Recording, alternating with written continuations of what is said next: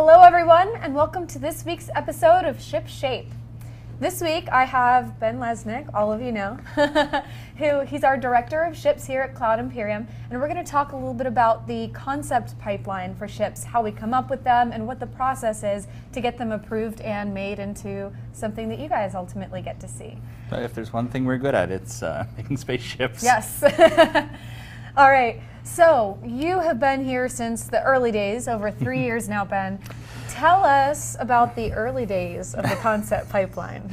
So when we started off, there really wasn't a concept pipeline to speak of.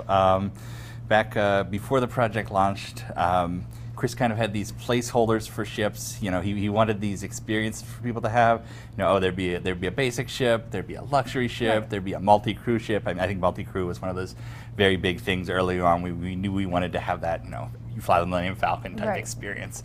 But we didn't really have any details. When we kicked off the campaign, Chris had spent a year and a half working on his demo, and that had 3 ships: the Hornet, the Scythe, and the Bengal, which were all essentially just references to the original Wing Commander. They're the equivalent of the Hornet, the Dralthi, and the Bengal in the original Wing Commander. Right. So when we were setting up the original campaign, we wanted to spec things out, and Chris asked me to kind of handle the community stuff initially. And one of the things I told him going in is the fan community, the Wing Commander fan community, loves ship specifications. So we shouldn't just launch saying a luxury ship or a multi-crew ship. We should tell them exactly what it is and what we think it's going to do. Right. So I was lucky enough to get to sit down with Chris and Dave Haddock and basically come up with the original set of ships, the constellation. We came up with the companies, the ships, what their roles were going to be, their initial stats. It was just a really cool experience, and Chris thought I had a knack for that, so as the campaign went on and we wanted like the second wave of ships with the Cutlass and the Starfarer and everything, I got to be kind of heavily involved in imagining those. And back then it was very much just about coming up with a role. So we would say, okay, we would definitely look at Wing Commander, we'd look at World War II and history and say, okay, a tanker, that would be a fun thing to do in the game, or a pirate transport, like being the Caterpillar. Right. And then from there it would be up to the artists to try to figure out how to make something that looked like my scribblings.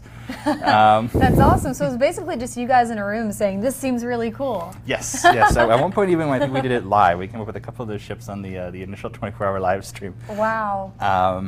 As we went on, we built out this great pipeline here and in Austin, and we sort of figured out more of the rules for ships as they came online. Oh, you have to be able to eject. It has to be able to have cargo. So a lot of the last year and a half has been getting that down to a science. Right, yeah. Which, of course, you do. You don't have to tell you that. I know what it's like now. I just didn't know what it was like back then. Which brings me to our next question. Tell us a little bit about what our new concept pipeline is for ships, how we come up with them in the approval process, and your role in all of that. So yeah, Chris just recently kind of officialized my involvement in ships. I used to kind of kick it off and then leave it to more skilled people to make right. So now I'm overseeing a little more of the process. As Director of Ships. Director of Ships, yes. And so our big change this time around is for the Wave 4 ships that we're finishing up now, we want to involve design much earlier in the process. With a lot of the ships, they didn't, like a fighter, something like the Vanguard, didn't really need a big design pass very, very early on because it played to an existing game mechanic. But with things like the Hull series, the Endeavor, the Herald, they'll have to have a lot spec'd out before they go to art. One problem we've had occasionally in the past is we've said, okay, this is a cool idea, let's get it to a concept artist. We get back this incredible looking ship, and then it just doesn't work for a module, it right? Does, yeah, it has to go through iteration after iteration after iteration. So my big goal right now is involving the big design directors, Todd Pappy in Germany, Tony Zurovec, who's in charge of the PU, very, very early on to make sure we are all on the same page with ships, and we kind of we know everything about them before an artist puts pen to paper. Yeah, yeah. What do you think is the biggest difference? I can imagine what you're going to say, but I'm going to let you. I don't know if I'd say it's a difference. It's just it's been an evolving process. We've kind of learned what a spaceship is, and now it's such an exact science. Now you've seen the Merlin, of course. That has every single piece of that has to be in the finished game. You know, we look much more forward to the finished game now than we ever did before. Early on, it was about coming up with this great experience, and now it's about, you know, it's meat and potatoes now. Right. Cool. Okay, so to talk a little bit more about the creative side of the process, how do you come up with ships? Where do you draw your inspiration from? What gives you these ideas to say, oh, this is really cool and this is how it fits into the lore? Well, I started off, of course, just looking at Wing Commander. I got into this whole thing because I'm a Wing Commander fan. And so, you know, initially we said, okay, medium fighter, heavy fighter, all the basic combat ships just kind of evolved naturally from Wing Commander. Beyond that, we, you know, as we kind of expanded out, created more of a universe, started looking at things like, okay, here were some ships that you never would have flown in a game like that, but they existed in the background. They made up the universe, and let's come up with a career gameplay mechanic that goes with that. That's things like the tanker, the pirate ship, things like that. I've forgotten what the question was. It was like, what provides you your inspiration? So I'm as big a nerd as can come. So I grew up watching movies like 2001. I basically wore out my VHS copy of 2001. One of the reasons I'm so excited about the Endeavor, because that's directly inspired by the Discovery. So I grew up with Star Trek, Star Wars, all the classic sci-fi things, and more obscure stuff that we can look to when we're coming up with something more detailed. Like the Endeavor is it's got a little bit of the biome ship from Silent Running in it.